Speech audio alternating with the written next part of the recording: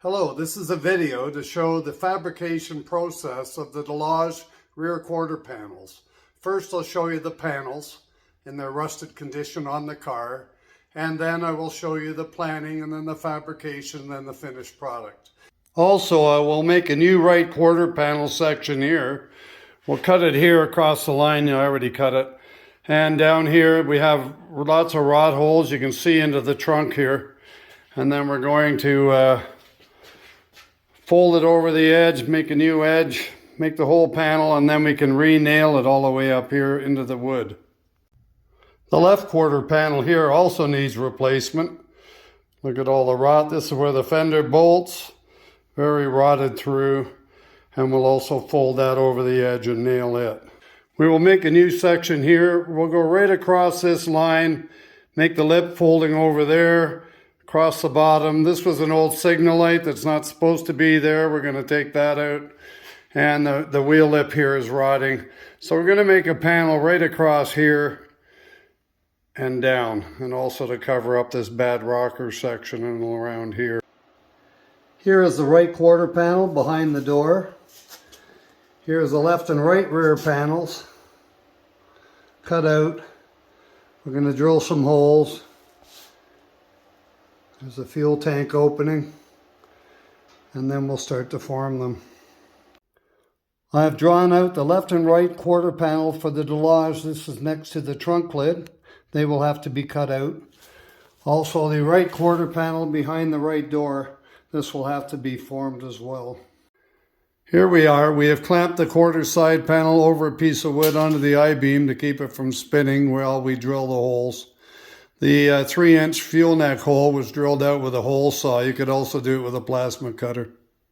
The quarter panel upper section that we want to bend over is curved. It's not a straight line. Can't do it on a brake or anything like that. So we're going to use a toe dolly like this. It has a curve along the edge, and we will use a dinging hammer, flat-faced, to start the process in order to form this in a curve. Sometimes you can use a pair of vice grips to initially start it to roll, but this is the best method I've found for making a piece like that. And you're using only hand tools, no specialized equipment. To form the straight edges, it's easy to do over the I-beam without a reinforcement plate or not. You can bend it. I put a bar across the top. It keeps everything nice and level, and then you just take the dinging hammer and you hammer it out at right angles. It's a very easy way to do it, and it's really, you don't need a brake or the setup or the whole room for a brake. And also, if you want to make a rounded edge or that, you use various methods to do that by hand without using a brake. A good toe dolly has the right angles. We'll make sure the right rear quarter panel section matches the fender holes as well. Also, we need a captive nut in this area. Make sure it lines up to the fender holes. This is the left side rear quarter section. The new right rear quarter panel section for the Delage has been placed over top of the original before we cut it out. This is to make sure that all the holes line up correctly as they're drilled through the wood structure in behind the panel.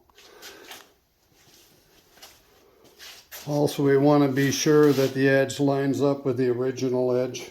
It'll be fine-tuned a little bit as I reinstall it. The new left quarter side is matched over top of the original panel before we cut it off, just to make sure these holes all line up, which are looking really good, including the gas tank filler neck.